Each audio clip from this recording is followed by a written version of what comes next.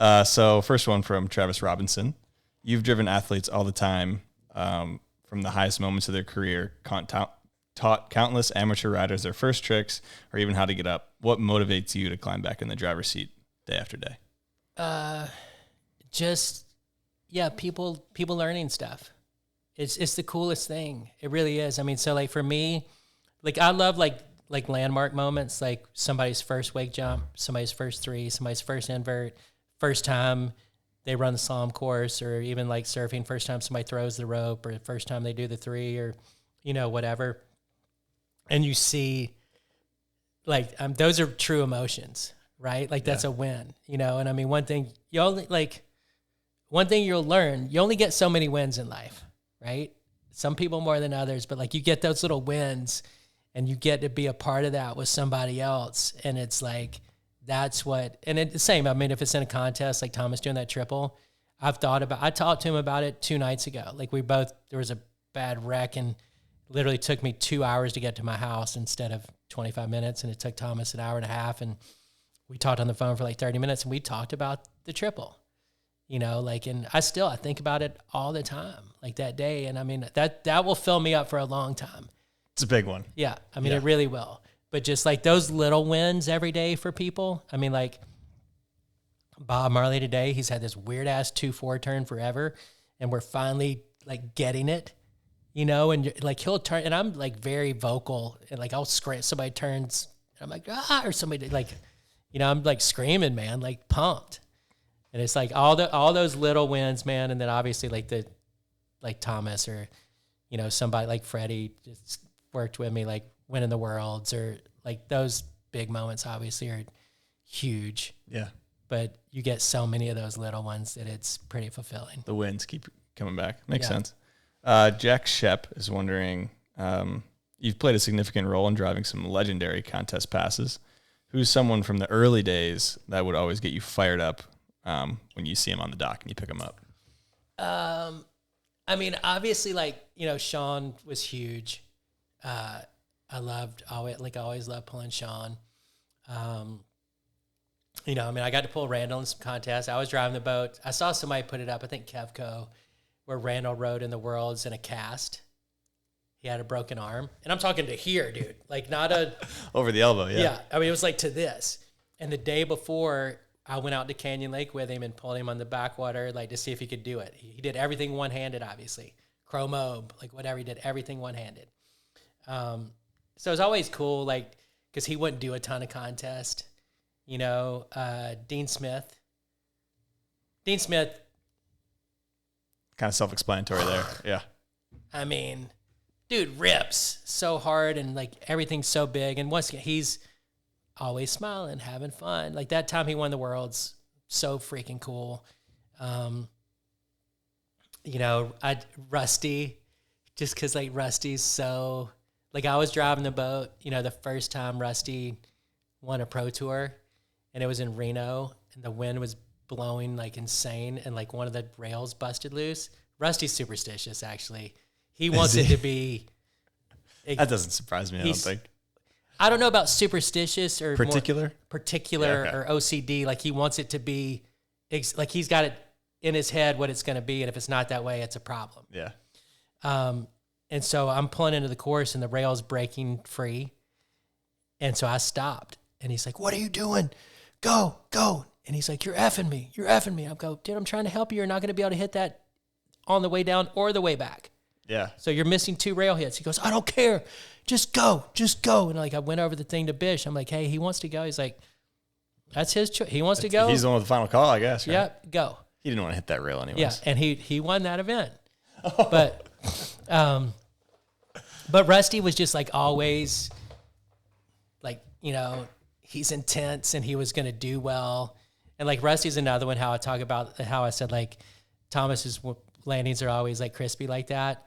I told Rusty one time, I felt like he had a stamp on the bottom of his board with his initials on it. And every time he landed, he was like, Rusty Malinowski. Yeah. Rusty Malinowski, you know?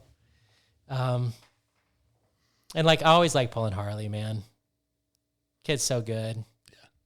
Super good. Yeah. Watson. I mean, there's so many. I mean, I have moments like I can remember like a cab front at a particular place, like with Watson. Like I have these moments I remember that you're just like, man, that was so cool. It was just cool. Yeah. You know, like, yeah, there's a lot. Love it. Some good names there though.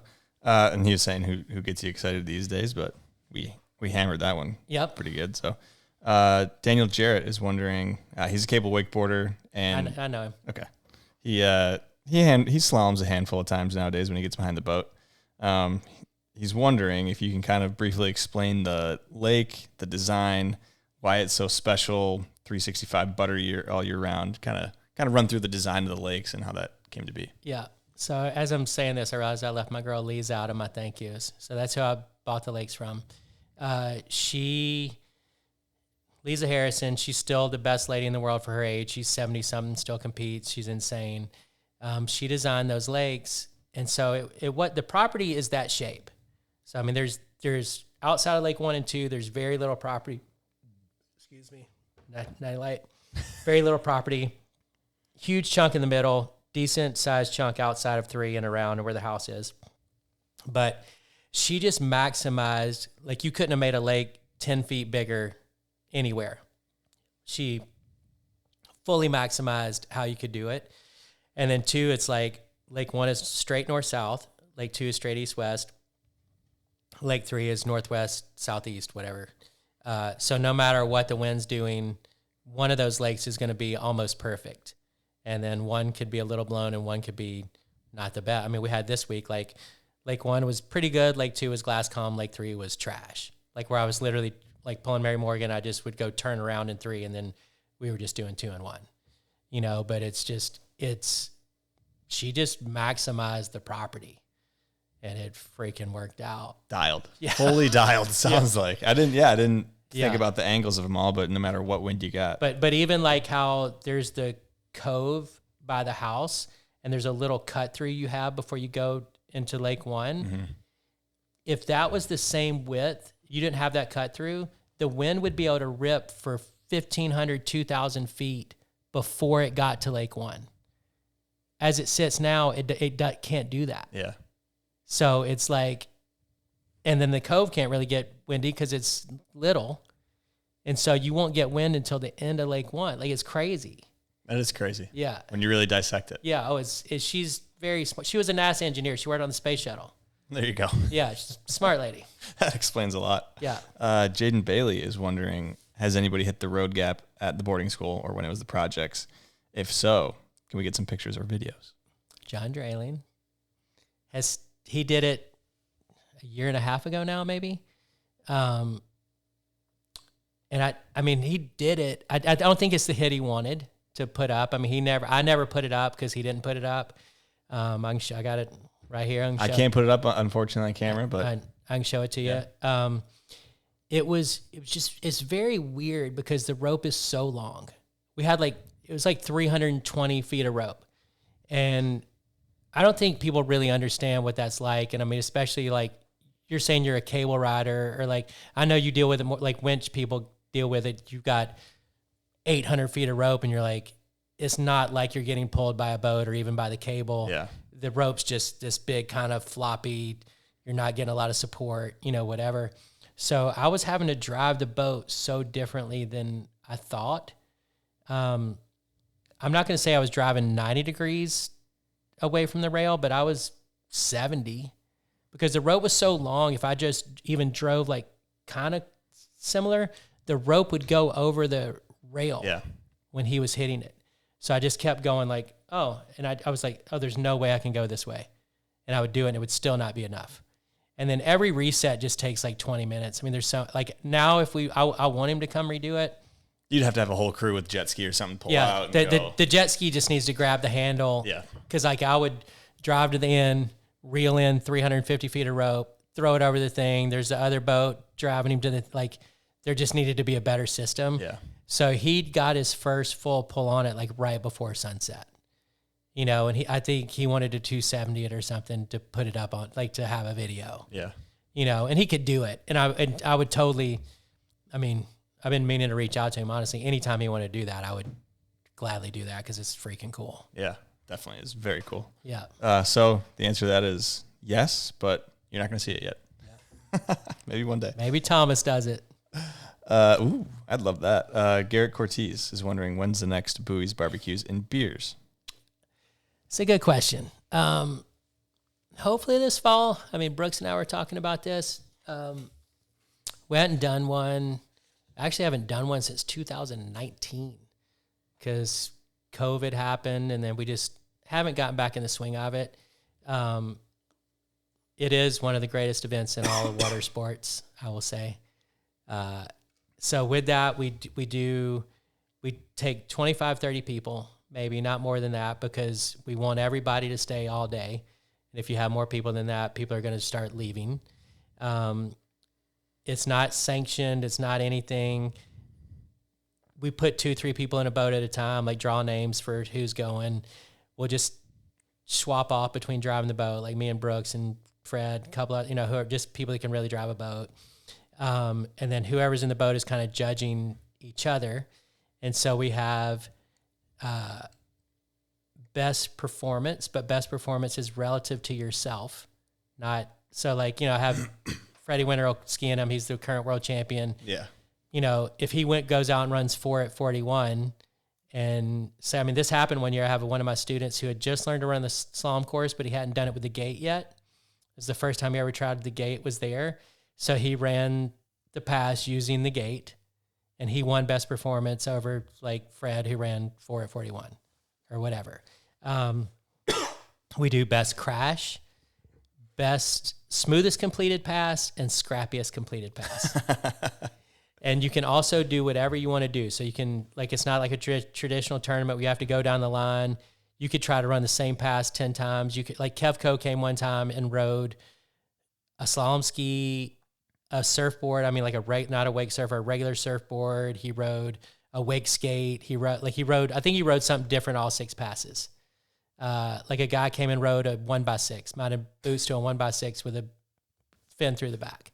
Love it. A guy rode a disc, was running the course on a disc. Yeah. You can run out. People ski wrong foot forward, whatever. And so people are just hanging out, and it's super fun to watch. And at the end of it, we sit down and have a sit down. John Jeffrey's mom actually as a caterer, and they do amazing barbecue, freaking the best brisket, insane.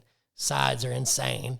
And then we'll just all sit down at the end of it and have a couple beers and eat some barbecue and laugh. Hash it out and laugh it up. Yeah.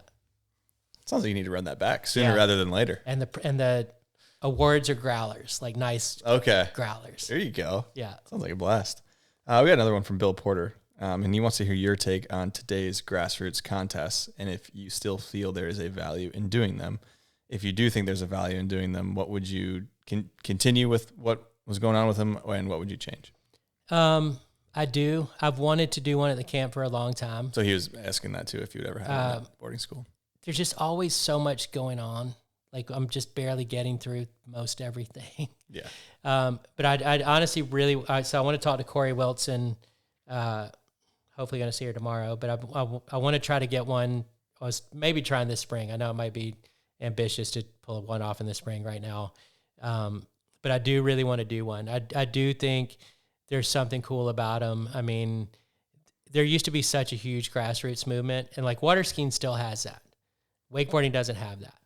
And, I think if you create those fun days, and I do think our place is the right spot to do it, to where it's just, once again, it's not, hey, not to take anything away from OWC or whatever, but you're sitting on the side of a highway with no stitch of shade and there's no vibe and whatever, for a contest, but if you're at my place and you're under a huge oak tree and you can play horseshoes and swim, you could be in another lake riding a paddleboard for all I care, and it's just this fun, family day. Cause that's what you have to create for people is a fun family day. Because we do that let her rip thing. It's a women's day.